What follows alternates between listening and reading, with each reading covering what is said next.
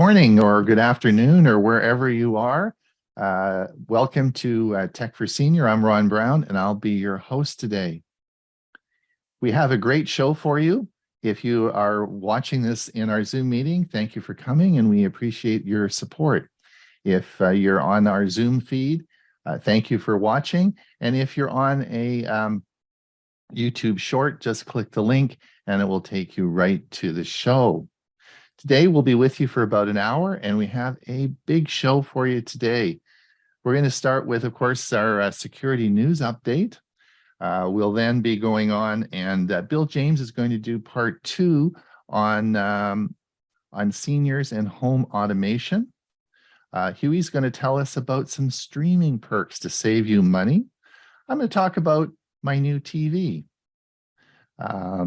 Ray's going to, of course, do his music outro, and then we will have a question and answer period. We have a special for you today on the Premier service. You won't want to miss this. I'm going to, of course, talk to you about podcasts, talk about Google Podcasts. Many of you don't know what podcasts are, or you wonder how to use them. And I'm going to talk about Google Podcasts. And then you will have to watch Bob is going to talk about Windows 11 taskbar with a Hawaiian twist. So I want you to be sure and watch the Hawaiian twist in that. And then I'm going to talk about looking better in Zoom. As you all look around the room today and see everyone on their Zoom meeting, some people are out of focus, some, the lighting could be a bit better. So what I'm going to do is tell you how to look better in Zoom. You don't have to buy anything. It's just in lighting, positioning of your cameras, and so on and so forth. And that will all be on our Premier event that will be at 1:30. Now, I'll be putting the link for that in the chat. But those of you who, of course, have our Saturday newsletter and watched our Saturday news or subscribed to our Saturday newsletter will have already got today's agenda and the link for the show. And if you were watching if you did read the Saturday newsletter, you'll see that the YouTube channel that I chose to highlight this week was a very interesting one. The channel is called name of Terry You froze, Ron. You're breaking up. We didn't hear what the name of the channel was. The channel's name was ℍ𝕗𝕚. You'll have to do it again. You're still breaking up. Really? The ℍ𝕗𝕚, and it would be in our Saturday newsletter. And it is about super yachts. And Terry Ward is from Manchester, England, and he is he writes, he is an officer and he does work around the world on super yachts. And he started a channel on where super yachts are and life on a super yacht. And then and then of course the war in Ukraine hit. And of course, all the Russian oligarchs and all the super yachts are trying to flee around the world. But his channel is so big, he's got, I think, over 300,000 viewers now, that every port these lots go to, of course, people photograph them and send them to him. So he reports on them every day. So he usually has a news item out every day. So it's a really interesting channel to see the movement of super yachts around. So if you are interested in Navy and sort of boats and super yachts, that's an interesting channel to follow. Each week, I put a new channel in our newsletter, so that would be so you'll have some interest in there. All right, that is what we have. So we have a really big show for you today. I'm going to. This is, of course, our fundraising month, and I just for those of you who weren't here last week, I just wanted to play a short video for you. It's Ron Brown with Tech for Senior. You know, we're starting our 4th year. Wow. It seems like just yesterday, Hewie and I decided to start Tech for Senior for 3 or 4 months.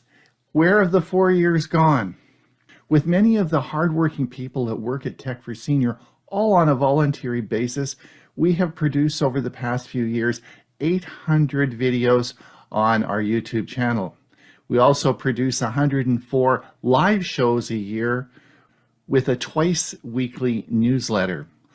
All this is free without advertising or any sort of charges. We have 16 to 22,000 people a month view our online data, which includes our website and YouTube channel. All this for a budget of only $1,500 a year. These are all just licensing fees because no one gets paid for this. It's all volunteer work. So how do we pay the bills? Well, we have a very generous group of people who have contributed the past 3 years in our coffee fund. This is probably the easiest way for us to raise the $1,500. And with your generosity, it happens usually within 3 weeks. Then we don't have to talk about this anymore.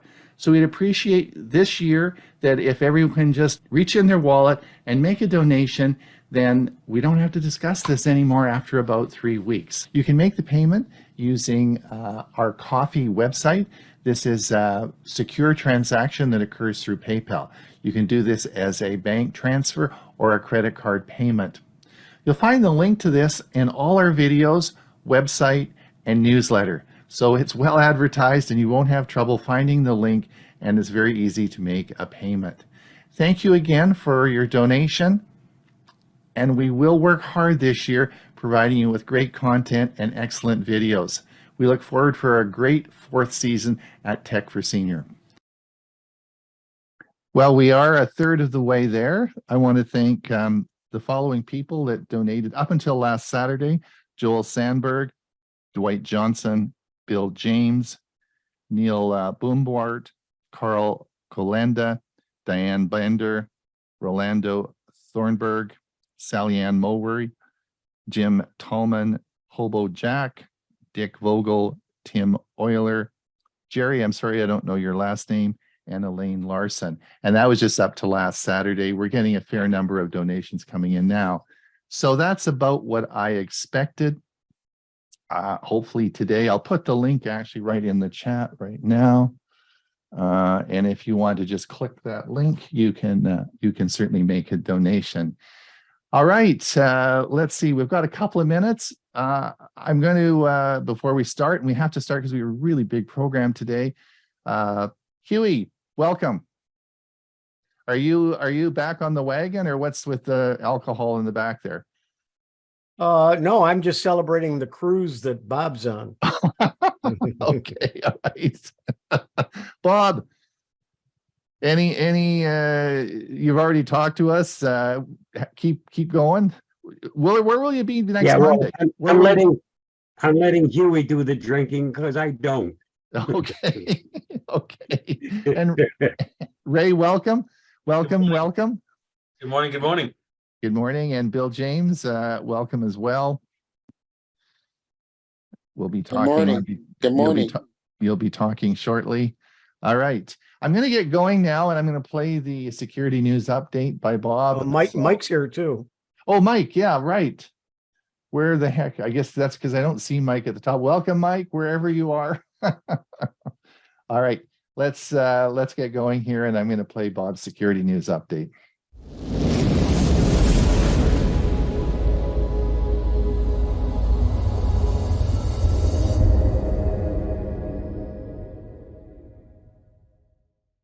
Here is the Avast Security News Roundup for the week ending January 13th, 2023. ℏ𝕠𝕟 malware now attacking Mac OS systems with novel infection method.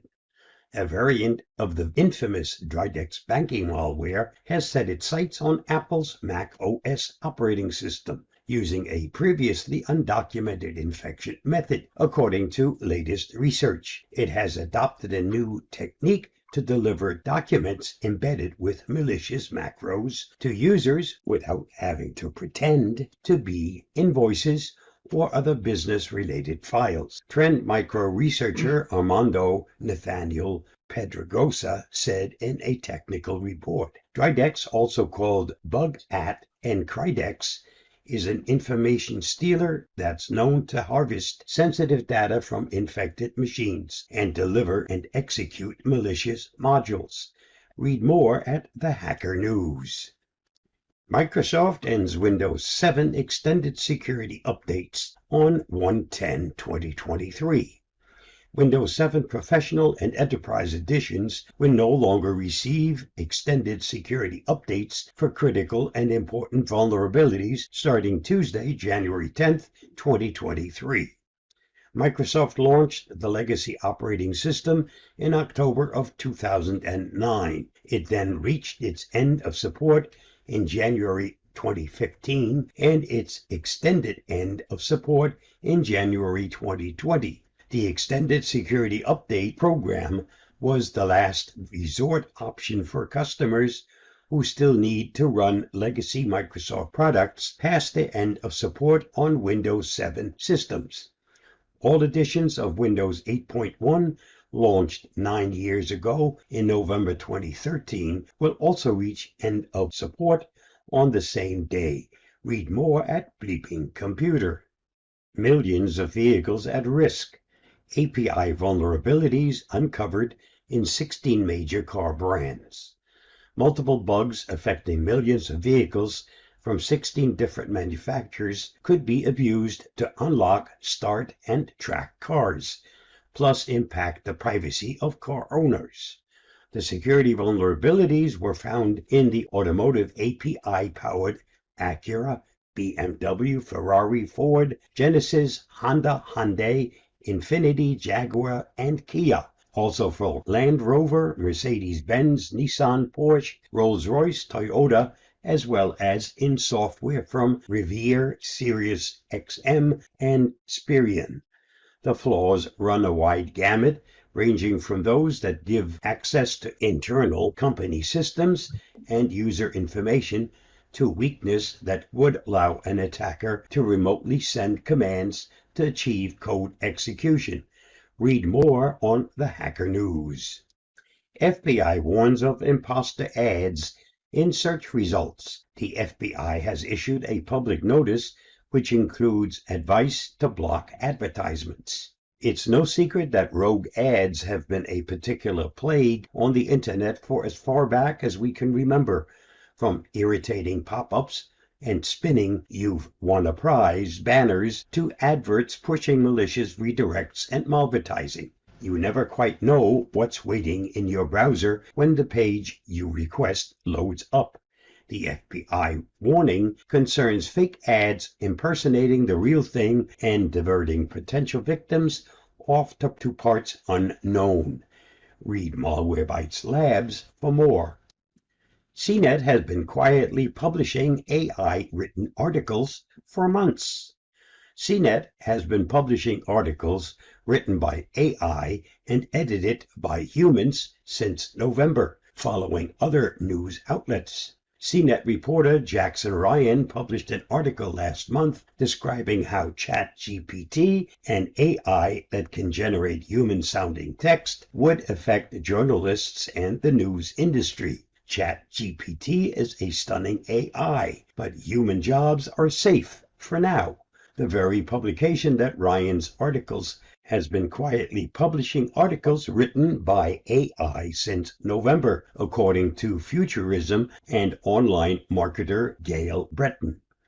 The AI-written CNET articles bear the byline CNET Money Staff, which is identified on the outlet's website as AI content published under this author. Byline is generated using automation technology. Read more at Gizmodo. Microsoft to throw $10 billion at ChatGPT. Microsoft is thinking of investing $10 billion into OpenAI, the owner of ChatGPT, AI-based chatbot. The move would boost the value of the San Francisco-based firm to $29 billion. OpenAI, founded by Tesla Inc., CEO Elon Musk, and investors Sam Altman, made the ChatGPT chatbot available for free public testing on November 30th. A chatbot is a software application designed to mimic human-like conversation based on user prompts. The Semaphore report said the funding terms included Microsoft getting 75% of OpenAI's profit until it recoups its initial investment once OpenAI figures out how to make money on ChatGPT and other products like image creation tool ℍ𝕠𝕟. Read more at Cyber News. FAA system outage halted all plane flights on Wednesday. The FAA first issued an advisory just past 4 a.m. Wednesday that a technical issue impacted its notice to air missions systems, and it announced a couple of hours later that it had ordered all airplanes to pause domestic departures until 9 a.m. to ensure flight safety. Thousands of flights were delayed and hundreds have been canceled, but airlines are gradually restoring normal operations. Buttigieg said he directed the FAA to conduct an after-action process to determine the cause of the glitch and make recommendations for next steps to be taken. Flights are back up and running. Read more at The Hill. This week's must-read on the Avast blog. Read Avast's top article on "Think twice before you add anything to exceptions, even if an antivirus detection dialog annoys you at the moment." Read the article at the Avast blog link, or watch my video on this topic at the YouTube link listed.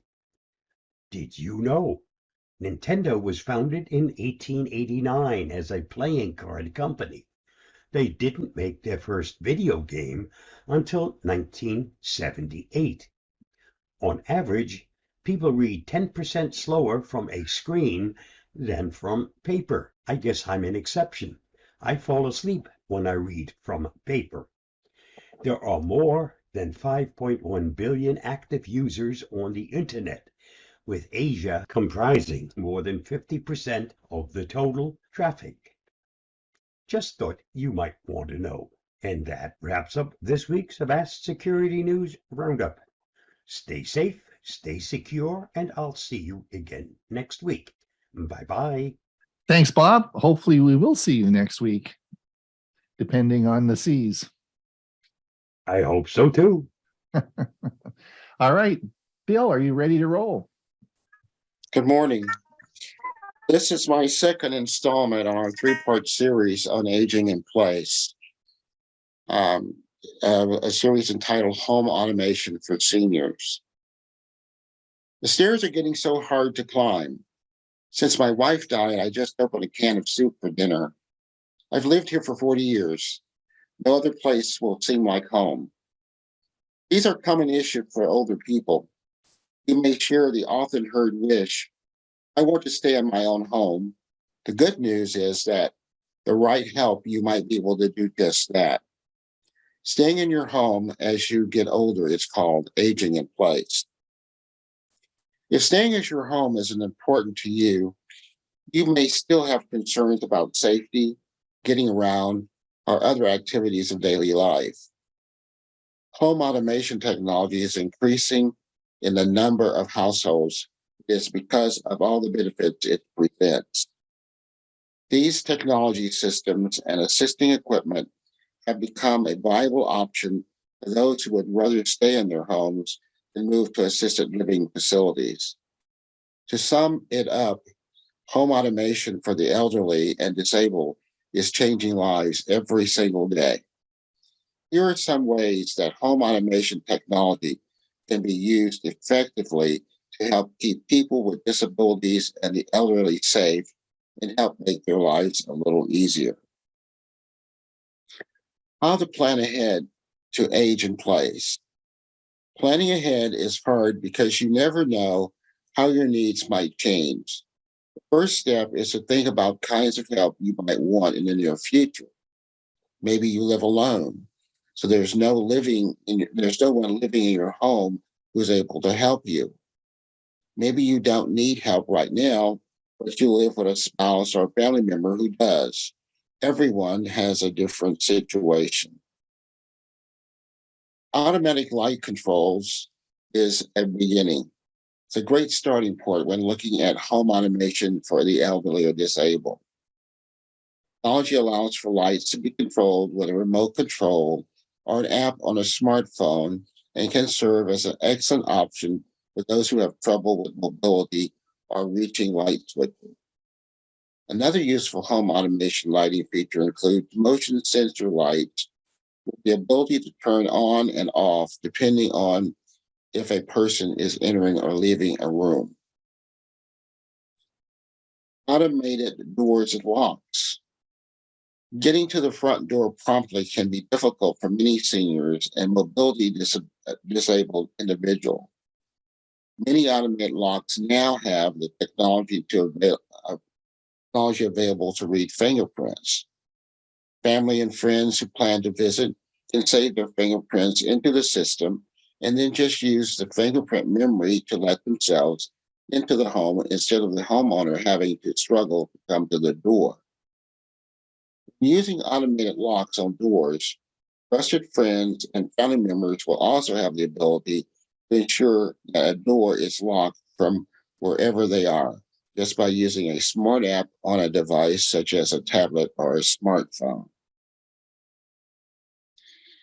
Home safety and security. Home automation for elderly and disabled can help feel safer and more secure in their homes. During a medical emergency, security systems can be connected to allow a person in medical crisis to access the help they need. By just pressing a button on the security system, someone will be automatically dispatched to the home without having to go through the steps to call emergency services. Automated appliances. Sometimes those who are considered elderly may forget to turn off the appliance in their homes. This can prove to be extremely dangerous. Home automation systems can be used to hone the settings of the machines to automatically turn off after a certain period. Many potentially dangerous common household appliances can be hooked up to a home automation system, including faucets, curling irons, toasters, and stoves. Home automation for the elderly and disabled can help people feel safer in their homes and decrease the worry of family and friends. Automated reminder systems. Automated reminder systems installed in the home can remind an individual about other important things, not just medicine. These systems can be used to remind an elderly or disabled person about important events or appointments they are set to attend. They also can be used to remind them of tasks they need to be completed. This is an excellent feature of home automation for elderly and disabled, as it will allow them to have their own individual freedom and independence while helping to assure that they were able to be reminded of the goals they set to complete. Medicine dispensing devices. Home automation can be used for medication dispensing devices. These devices can be set to dispense medication at the correct time.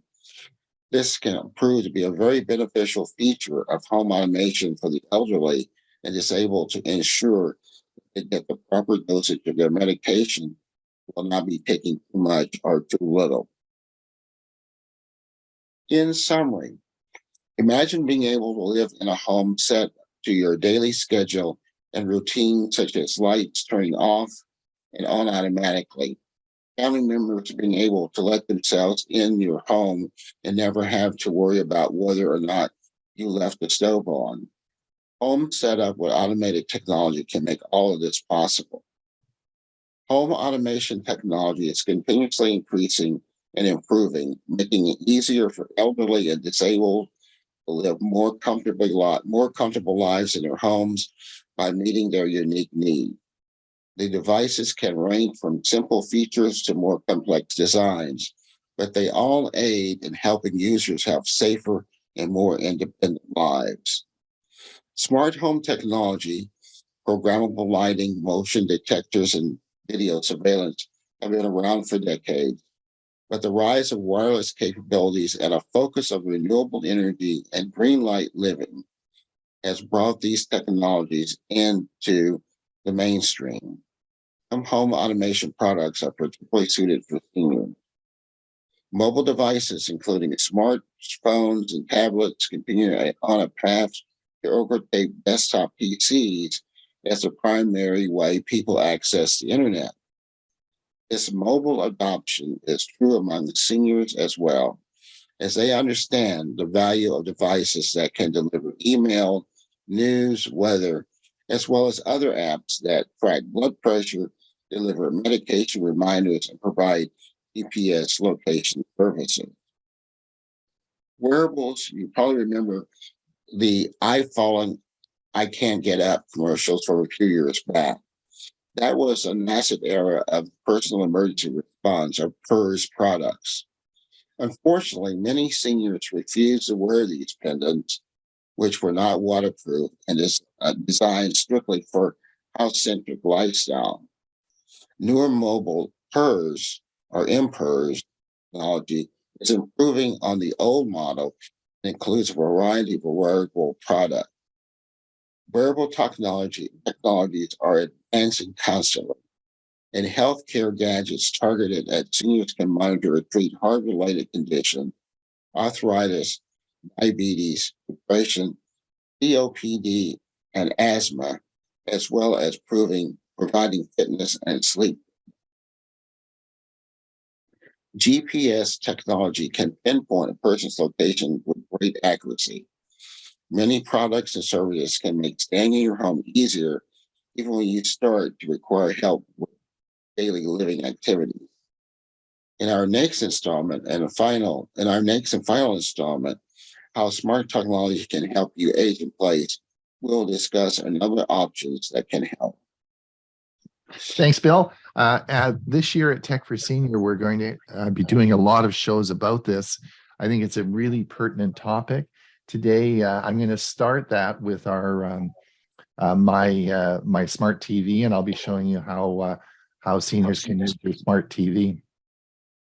So that'll be there. Hewie, are you going to save us some money? As soon as I unmute myself. Are you going to tell us some? Are you going to save us some money today? Yes, I absolutely am. And streaming perks with a mobile plan. I'm Hewie Poplock. Did you know that most of the mobile phone companies have what they call either perks or a bonus or an add-on, but they have specials that involve streaming TV? I discovered it when I saw this ad on my Facebook for an ad of Philo through my T-Mobile plan. Verizon has some perks, as does AT&T, although AT&T's really isn't a lot. They just give you 3 months of premium channels for free, and then you pay the regular price. Now, I've been using DirecTV Stream from AT&T for the last 6 or 8 months because they carried a program and a channel that I wanted, and that was On Patrol Live on Reels, which is a channel on some services. Well, that's the problem. They're only on a few services, and one of them was DirecTV Stream. I went to suppose.tv and saw that the Reels channel is now on a couple of the services that are available.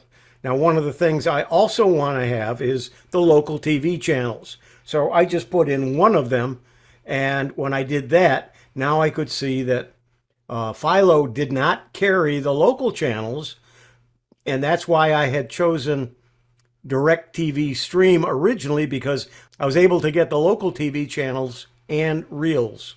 You will also see, in order to get Reels and subscribe to YouTube TV, I had to have a combination of YouTube TV and Philo, and that's what I've decided I'm going to do. I am in the process of making that change, as you will see in this presentation. The special that was included in the ad on Facebook was that it was $15 a month for Philo instead of the $25. Clicked on the ad and it took me to where I could sign up for it. And I tried to sign up for it. It didn't work. So when I did that, I called the T-Mobile support and got a very knowledgeable young lady in Tampa that told me that it should be working, and she tried to make it work and it didn't. And then she checked with engineers and they said they were updating the software. It should be ready in 24 or 48 hours and to try it then. And then we got to discussing why I was changing or why I wanted to try Philo. We talked about Reels and she mentioned the fact that, did you know that there were other specials that T-Mobile had available? And I said, no, I didn't realize that. So she told me all about it. But let's finish up. I went ahead and a couple of days later signed up for Philo. And as you see, I got my account. It gave me the information. I had to go and fill it in. And it was going to cost me $18 because the section that carries Reels is a $3 extra. And so this is what Philo looks like. And then in order to make it work on my TV, I had to sign in and link the usual things that you have to do when you add a service to your TV. And then I was signed in and I can use Philo. The lady that I was speaking to in the T-Mobile tech support said, did you know that there were also other add-ons that you can get for free for streaming services? And I said, no, I didn't. She told me to go to my T-Mobile app, go to my account, and then where it says manage data and add-ons, to click on that. And so I did. When I did, she said, you'll see that there are a lot of extras that you can get. The ones you want to look at are the Apple TV, the Netflix Basic, which both of those will be forever free long as you maintain your T-Mobile account. And then you can get the Paramount Plus for $4.99 a month for a year. And at the end of the year, it goes up to its regular price, which I think is around $8 or $9. But I can also cancel it at the end of the year. And as you can see, I did subscribe to each of those. There are some other perks or add-ons. I can get additional storage for my Google One account, which I already have 100 gigabytes, and that's all I need. And so I'm not using this for that. But also there were other services, one of them being Apple TV Plus, and it's free forever, long as I maintain my mobile account. Apple TV is a streaming service featuring Apple originals, award-winning series, compelling dramas, and so on, as you can see. In addition to the Apple TV Plus, I could get Netflix Basic for free forever, again, as long as I have my T-Mobile account. And this is the Paramount Essentials that also, it's a mountain of entertainment of Paramount Plus. You can catch can't miss originals, live sports, big movies, and so on from Paramount Plus. And the Netflix Basic is watch your favorite original content, movies and shows on one screen at a time with Netflix Basic. Plus you can download videos on a phone or a tablet. It's Netflix on us, according to T-Mobile. And so I signed up for that as well. So now I have Philo, and I am switching from DirecTV Stream back to YouTube TV, which I like the service and I like the menus better, but it's a personal thing. But I'm going to switch back, and YouTube TV is slightly cheaper, and DirecTV just raised their prices. So this is a good time for me to make that change. You can get streaming perks with a mobile plan, and I'm Hewie Poplock. Okay, sign me up. Yep. There we go. Excellent. So check with your provider and see if they have any perks for you. Yes, that's a very good thought. Yep. Excellent. All right. Let's get on. I'm going to talk now about aging in your home as well, and some of the things, and my new TV. So let's see where we go. Could be done. So for example, Facebook. So if you're in Facebook and you want to get a photo, Alexa, turn off TV. A lot of people complain that it can't. Okay. It's Ron Brown with Tech for Senior. I'm in the kitchen in my house. This is sort of the central area where we all sort of congregate, and this is our new Omni Fire 43-inch TV that we've had for about 3 or 4 months now. I'm really impressed with it, and I'm sort of an all-in Amazon guy. I was just watching, of course, Geeks on Tour, one of their videos. They have a very popular, it's called The Button Show, and they have it on Sunday, and Chris gives lots of good tips. So I like to play, I can't always attend, so I like to play some of these while I'm cooking or working around in the kitchen. So I can control all the Amazon features in my TV. I can run the TV with Amazon. Alexa, turn on TV. Alexa, play YouTube. It can't be done. So you see, it's all the features of the TV can be controlled with Miss A commands. And add photos. All it does is take you to your hard drive. Alexa, so stop. The photos are in the cloud. So all the features of your Amazon voice commands that you use all the time with your Echo devices are all available on this TV because Amazon's ecosystem has been incorporated into the television. So you have a fully functioning TV. We're going to do lots of exciting things. We're going to show you how when you ring the doorbell, your Amazon doorbell, it will just automatically come up on the TV. You can do a picture-in-picture. You can zoom with the TV. All sorts of really fun things that you can do that I'm going to show you in this video. Now you're probably wondering, what the heck is an Omni TV? Well, you all know that Amazon has had Fire TVs for many years. In September of 2021, Amazon brought out the new Omni series, which had a number of features, particularly the integration into Miss A that made these TVs unique. Now in January of 2023, we have 5 TVs in the Omni series. The 75-inch is a separate TV, and we'll talk about that in a minute. But the other 4 TVs, the 65, 55, 50, and 43-inch, are all the same with the same features. So let's have a look at what makes these TVs unique, and I'll give you a little bit of information about them and their price points. So the Amazon Fire TV 75-inch is a new TV that was brought out late in 2022, and it has a higher resolution screen than the other 4 models. It's a QLED Series 4 ultra high definition TV. This is unique, as I said, because it's different than the other 4 in the lineup. So let's have a look at the other 4 TVs. The prices I'm going to be showing you today are US prices just taken in January of 2023 off the Amazon site. These often are heavily discounted and may vary month to month. But the price of this TV is $1,299 in January of 2023. So these are the 4 TVs that are exactly the same, and you'll see the pricing on the left side of your screen. We have these are the Omni Series 4K UHD Smart TVs. These come with Dolby Vision and are integrated with Miss A.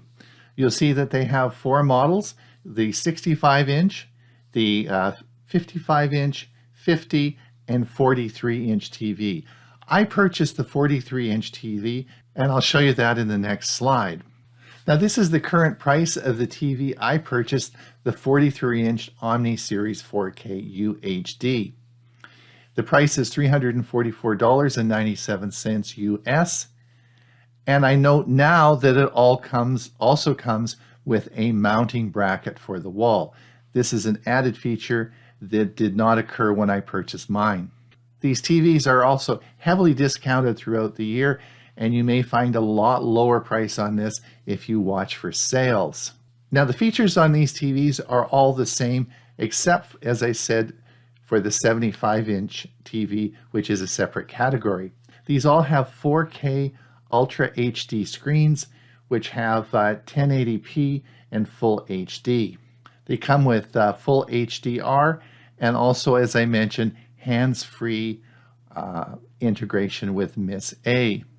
They also come with Dolby Digital Audio Plus, which likely will be integrated this year into other Amazon devices. Now, should you consider purchasing this TV, is this TV right for you?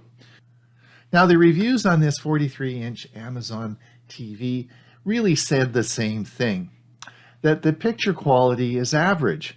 You'll find that there are a lot better TVs for the same price, and you'll find them a lot worse. So the TV itself is average. So why should you look at purchasing this TV, and what are the unique features of it? And that clearly is the integration into ℍ𝕑.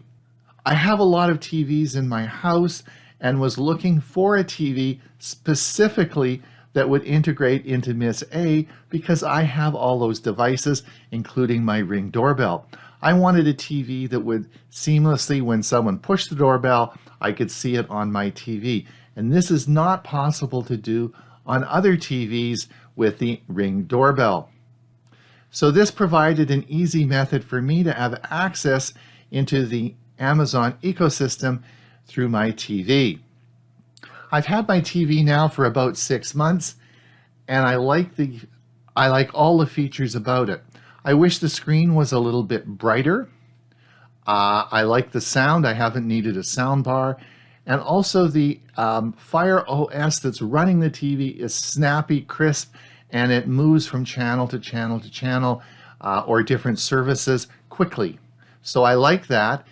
If you also are looking for a TV that integrates into Zoom, this comes with a microphone that has a switch on the TV so you can turn this off for privacy.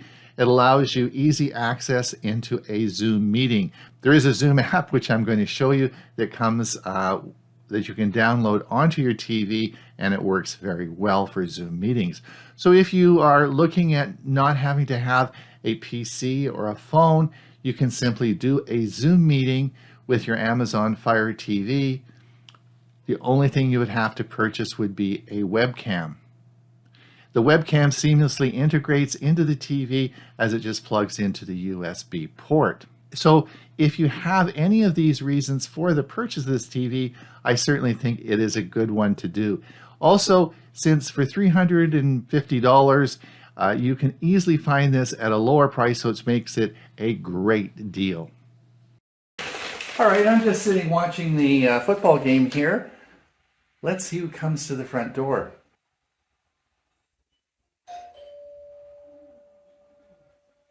Now you see, of course, Gail is at the front door. Well, hello there. Good morning. Can you hear me? I can hear you. Yes, you hear me loud and clear? Smile for the camera. There you go. Okay, thanks for being a good sport and putting on your warm coat. So the Fire TV comes Zoom enabled, so to speak. It has a microphone. You will need to purchase a USB camera. If you have a camera, any sort of webcam sitting around, you'll see at the top here, you'll see my Logitech 920 that I just connected. It's a very simple, you just plug it into a USB port at the back of the TV. It all connects seamlessly. You don't have to do anything. You do have to download the Zoom app onto the TV. That's very simple. I'm not going to go through that, but I will show you how to set it up. So all you do is download the Zoom app onto the TV, then you sign into your Zoom account. There's a little bit of a pairing that goes on, and you're good to go. So as you see now, I'm sitting here watching the football game. Let's do a Zoom call. Alexa, play Zoom. Now this is, we're now at the Zoom login. I've set it up so you need a PIN code to enter into Zoom. Let's, I'm just going to put my PIN code in and then we'll set up a meeting. All right, this is at our Zoom meeting menu, and you'll see that we have, you can start a meeting, happy hour at the Browns if you want to start that, or we can start a new meeting, schedule a new meeting, we can join a meeting, or we can share our contents. In other words, you could share this screen with other people. So this is once we've started the meeting, you'll see that we have at the bottom, we have pretty much the same, we have the mute function, the video function, we have the share content, view, reactions. We hit more, and we can come up with the same menus.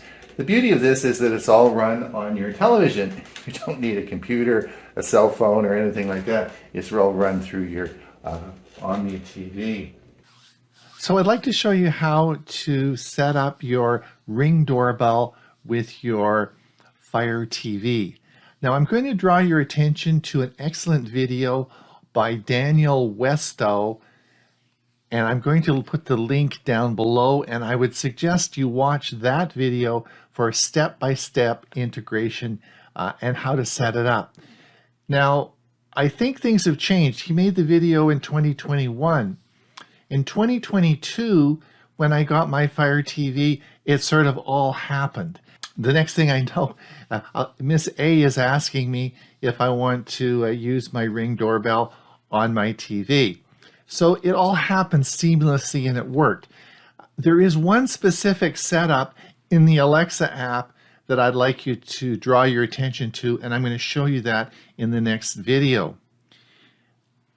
I am assuming that you have set up your Alexa app on your phone and that you have a functioning Miss A system. If you haven't, then I would encourage you to watch the video by ℍ𝕠𝕟. So let's get on and let me show you the setting that you need to ensure that your Ring doorbell will work with your TV. All right, we are now on my Pixel phone, and I'm going to show you the Alexa app. We're going to open that, and we're going to come down to the bottom, and you're going to see devices. We're going to click devices. Once we do that, you're going to see at the top, you'll see cameras.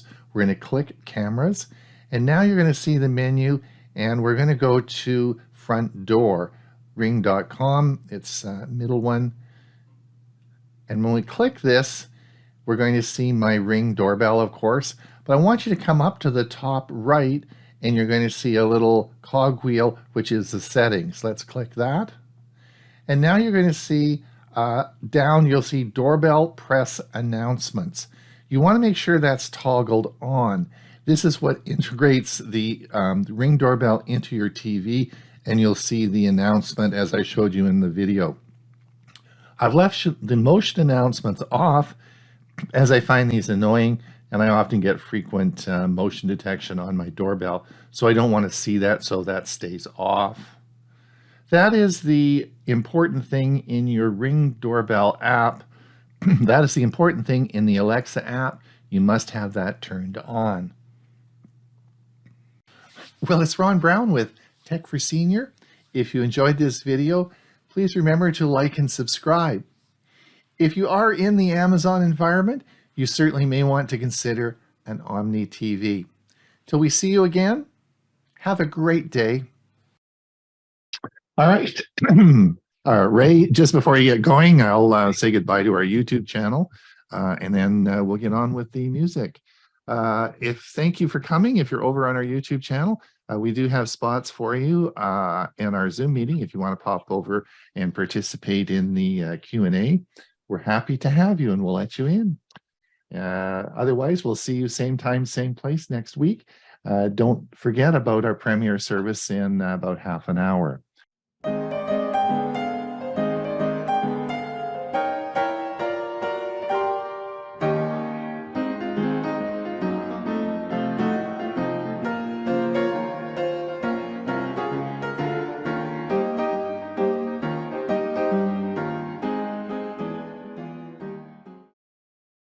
All right. As Bob confirmed in his presentation before, the latest rage in the world of technology is using a form of artificial intelligence known as ChatGPT.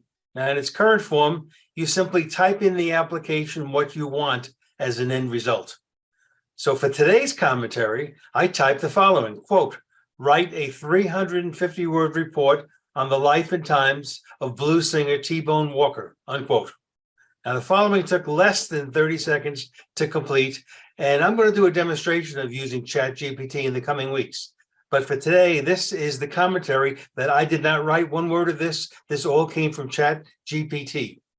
T-Bone Walker, born Aaron ℎ𝕝𝕝 Walker, was a blues singer and guitar player who was active in the 1920s through the 1960s.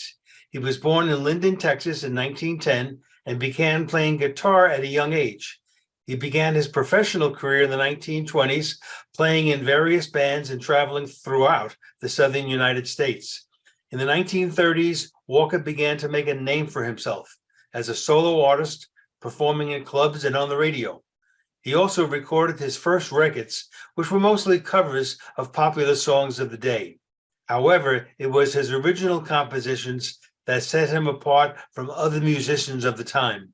He is credited with being one of the first electric guitarists, and his use of this instrument in his performances and recordings was innovative for the time. Now, in the 1940s, Walker's career began to take off. He recorded several hit songs, including Call It Stormy Monday, but Tuesday is just as bad, Stormy Monday Blues, and T-Bone Blues. He also began to tour extensively, performing in venues throughout the United States and Europe. He was particularly popular in California, where he spent much of his time in the 1950s. Now, in the 1960s, Walker's health began to decline. He was diagnosed with a serious illness, and his performances became less frequent. He died in Los Angeles in 1975 at the age of 64. Now, throughout his career, T-Bone Walker was a major influence on other musicians, particularly in the blues and jazz genres. His innovative guitar playing, combined with his powerful vocals, helped to pave the way for future generations of musicians. He was inducted into the Rock and Roll Hall of Fame in 1987. Today, his music continues to be celebrated, and his influence can be heard in the work of many contemporary musicians. In summary, T-Bone Walker was a pioneering blues singer and guitar player who was active from the 1920s to the 1960s. He was known for his innovative guitar playing and powerful vocals. He was a major influence on other musicians, particularly in the blues and jazz genres, and his music continues to be celebrated today. He was inducted into the Rock and Roll Hall of Fame in 1987. So here we go with a little bit of T-Bone Walker back from 1966, and the quality of this, considering that time frame, is pretty good because this was produced for BBC TV. And that's for you, Greg. There you go. Yeah, Well, Greg should be happy. He's been wanting that for 2 years, right? 2 years. No, hey, that was great. Did you see Dizzy Gillespie and his band? I didn't make them really. Okay, good. If you go back and look at it, you can see his horn sticking up and you can see how young he was. You are This the guy- big jazz enthusiast, so you would know. Yeah, this guy here, he kind of was on the foundation of the rock and roll movement back in the 40s, early 50s. I could listen to that music all day long. There you go. Well, Anyway, thanks, Ray. Ray. Thanks a lot. And Chat GPT, I don't know. Are you replaceable? I thought there was a little bit too much repetition, and maybe Okay. if I asked for a smaller number of words, it would have been a little bit better. But I wanted to be able to show our audience what ChatGPT can actually do. Excellent. We appreciate your thoughts about maybe doing a little blurb about it in coming up. We'll Yep. look forward to that. Yeah. I will. Excellent. Thank you. All right. Well, and wow, another week, another show has gone by. It's I think it's top of the hour. We'll want to say goodbye to everyone. We'll of course be moving into our question and answer period now. I have put if you have to leave, don't forget we have a premiere service starting at 1/2 the hour. I have put the link in the chat for you. I'll do it again while we're doing our Q&A. If you have any questions about the show today, any of the we're ready for that, or you have any general questions, then that's great. I did want to say that I had a lot of fun making the video today on that TV, and it's Bill. I hope you saw how that can sort of follow in with. We live on the second floor of our home, and you know, even as I can see, as we age in our home, we'll getting downstairs to answer the front door is a big deal. So being able to simply do it on the TV on the upper floor where we live and in the kitchen is so much easier. So again, this is using technology to do what you exactly said, aging in your home. I agree. Thank you. Yes, and I just want to let everyone know wasn't entirely true. What I said was true in the video, but actually, Amazon has a Fire TV Cube, which is a device for about $150, where you can connect it to an existing TV and make it into a smart TV, such as you saw. So it is possible to do that without having the Omni Fire TV, but again, it's another device that you have to connect. And I wanted, when I chose that, is I wanted something that had that all built in. So let's open it up. Hewie, you got a question, comment, or anything like that?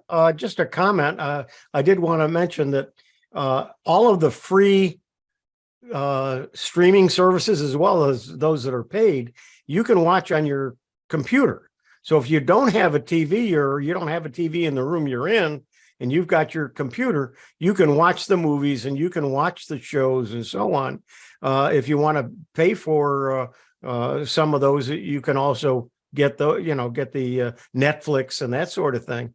But check your phone company to see if included with your plan or any of those freebies that you could then watch on your computer. And in the case of Netflix, you can actually download them to your device and then have them on the device if you're traveling, or if you're in a position where you don't have access to broadband. Irving, go ahead.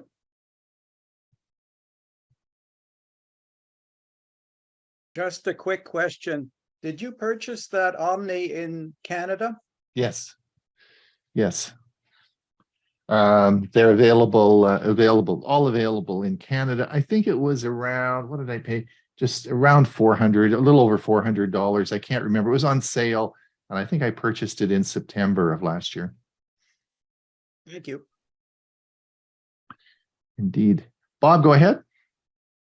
Yeah, just a quick thing. I have to leave you guys. Hope to be there on Thursday. We hope to see you on Thursday. All right. Enjoy your breakfast. Enjoy your breakfast. Thank you. Bye-bye. All right. Olive, go ahead. Yes, I was curious about that Omni box you said that it could be for $150. Does that allow the zoom on another TV and camera? Yeah, I can't answer that.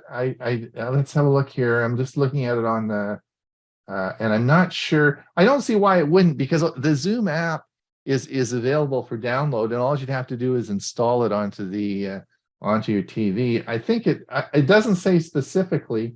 But I'm sure that's something we'd have to look up. I can't answer that.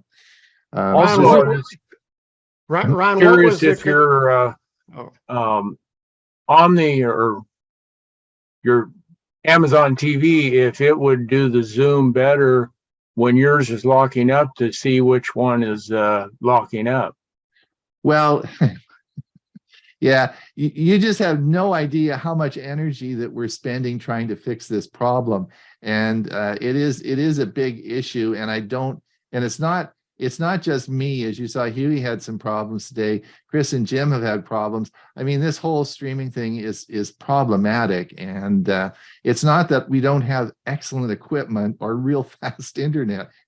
Or great cameras or great microphones. We have all that. There's something we just have to figure out. But it's not, just to let you know, a lot of other people are still having this problem as well. So it's not just to us. And, Is and I don't- everyone using StreamYard? yeah, we have this. We have the same problem on StreamYard to some degree.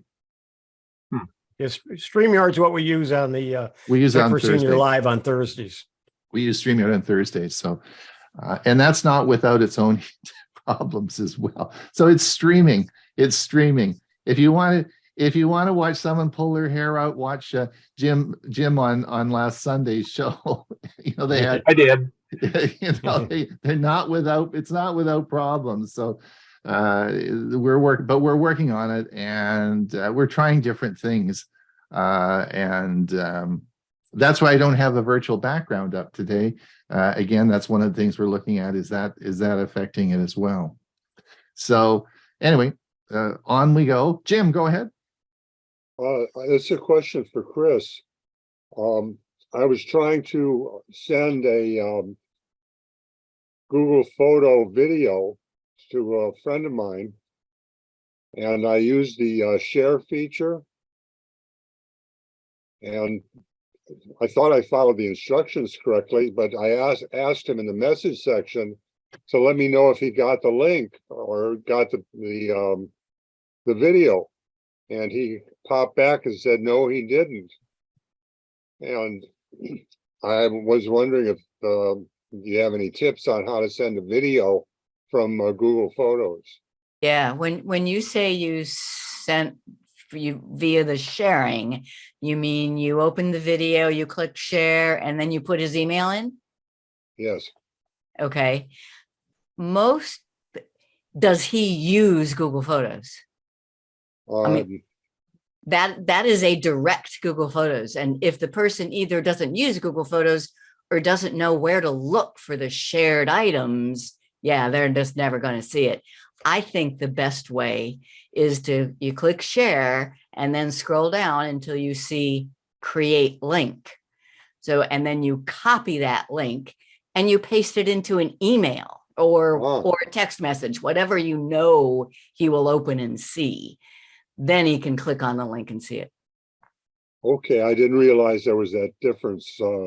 There's so many different ways. Yeah. Yeah. Thank you very much. I'll try that again. Okay. Good. Hope it works. Thank you. Chris, did you like my video? I did. Yeah, I put in the chat there. We put in the chat, you know, I especially like the first part, and sorry about your troubles, but well, we played it twice. We played the first part twice. And so, yes, we put in our YouTube channel in the chat so that everybody can subscribe. There you go. We're going to get you over 10,000. We're going to get you over 10,000 viewers. Yeah, we're working hard at it. We're working on it. Okay. And we tell people about you too. This is a mutual admiration society. I think this Monday show is great. Yes. Super. Thanks. Any more questions? What do we got here? It's 10 minutes. We got about 10 minutes. So does anyone have any more questions?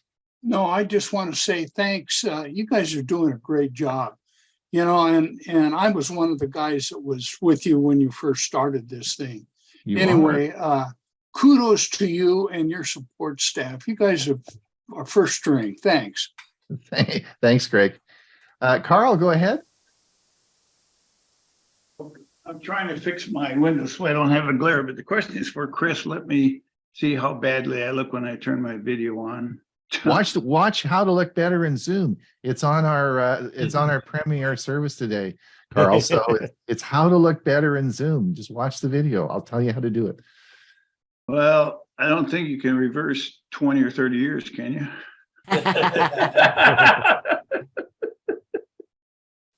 All right, Chris, I logged in. I've got another computer and I logged into, I wrote it down, photos.google.com.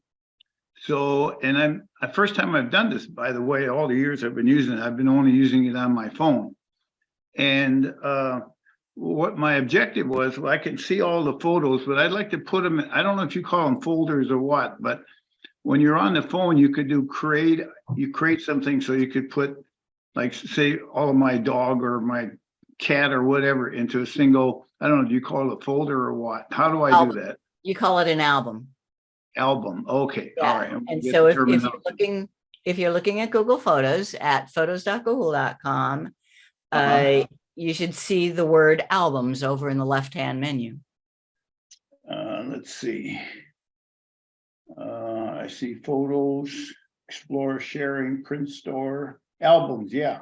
Okay, got it. So I go in there and I want to create names like I was at my hometown. In fact, they come up. I must have had a album name for it already. So it's kind of unwieldy to drag them older, I guess, if I can make them smaller, because I want to pick ones and put them in groupings, like, you know, album. I want to create albums. So where do I start the name album? Into that on the left side there? Oh, there's several different ways. My favorite way, though, is to start with the pictures. So Okay. just select 1, 2, 3, 4, whatever pictures. Got it. And so, and you select them by clicking the little check mark in the upper left. Right. And Well, then you click the plus in the top right of the screen. the plus And right. and then choose album, and then you can give it a name. I clicked on one. Well, when I clicked on it, opened up. But let's say I just select it. I with the check mark, like you said, on the left. As soon as I do that, it opens up the picture. I'm trying to find the plus that you say that's on the upper right screen. I see, you know, enlarge, a trash can, hourglass, you know, share network link and stuff Well, like that. if you have just one picture open, the plus doesn't appear, but you can use the 3-dot menu. Do you see the 3-dot menu? Oh, yeah. Okay, I got it. All right. Well, very good. This is a good, I'll play around with it. And add to I've never- album. Yeah, I've never done it online. It just dawned on me, how come it's trying to do it on a phone? It's a lot harder. Thank you Yeah. very much. Yeah, good. Neil, go ahead. Yeah, this is for Hewie. Sure. I have DirecTV Dish, and every so often we get storms come over and everything goes out. And I wondered about going into streaming of the TV. What are I have recordings. I keep some of them. I looked the other day. I have some that are maybe a year old that I go to now and then. Can streaming do that? Streaming does have a video recorder, and DirecTV has, I believe it's unlimited, but it saves them for, I think, 90 days. But you can record anything you want that's on there. I actually, Philo has a DVR that's part of it, as well as Google TV does. So a lot of the services do have DVRs built in to the service. What about, and that's all on the cloud, so you can get into it from wherever you sign into that service. So if you do it on your computer, you can still go and look at movies you've saved or TV programs you've saved. What about operating 2 TVs at the same time? I don't recall what the limit is on DirecTV. I think DirecTV streaming, I think you can do at least 2. I don't know if there are any more or not. I think YouTube TV, I think it's 4 or 5. So, and then some of them are only 1 or 2. So you've got to look at the services and check. Okay, and you've gone to YouTube because it's I just switched to YouTube this week. Well, it wasn't a few dollars cheaper. I like their interface better. Okay. And you know what? I stopped using them 6 months ago, and went to the DirecTV streaming, and now I switched back. Everything I had on my DVR is there. I just continued my service, and when I restarted it, everything was there. All my favorites, everything. So it saved all of the settings. I was very surprised. And both of those have local TV as well. Yes, both of them have all the local channels, and you can check to see. And I think you can put in your area, your area code, your zip code, and it'll tell you what channel selections you get. Okay.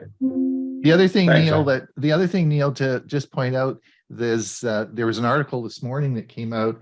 47% of the people that had DirecTV canceled last year. They lost almost half their subscribers last year. So the big question is how soon before they go under and move on. So I guess, well, it's the same. Yeah, they're both owned by AT&T.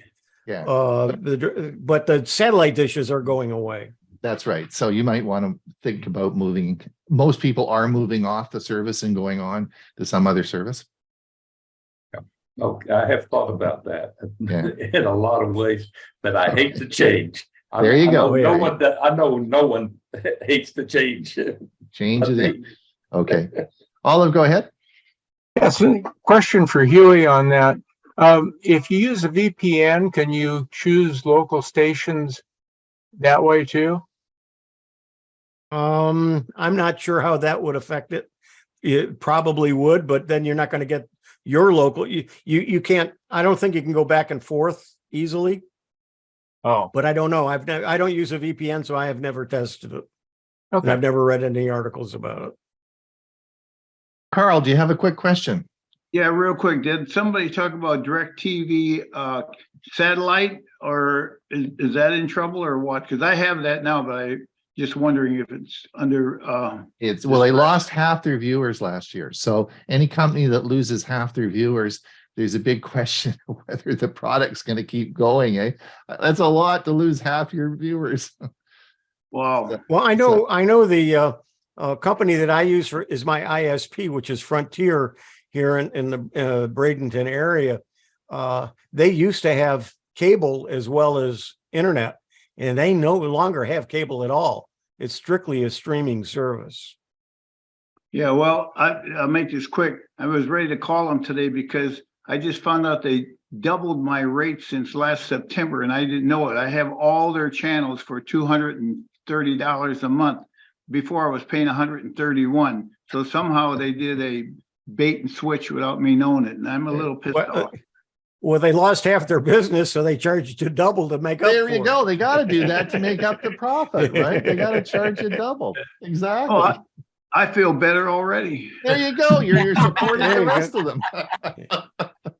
All right. Listen, thanks for coming, you guys. It's time to leave. We'll see you again next week, same time, same place. And remember, we have our premiere service coming on in about 10 minutes. You'll want to see Bob in the Hawaiian flavor. And of course, if you want to learn about Google Podcasts and how to look better on Zoom, all those today in about 10 minutes. And then, of course, we'll be back again on Thursday for our Thursday show. So we'll see everybody either on Thursday or again next Monday. Bye now. Bye, everybody.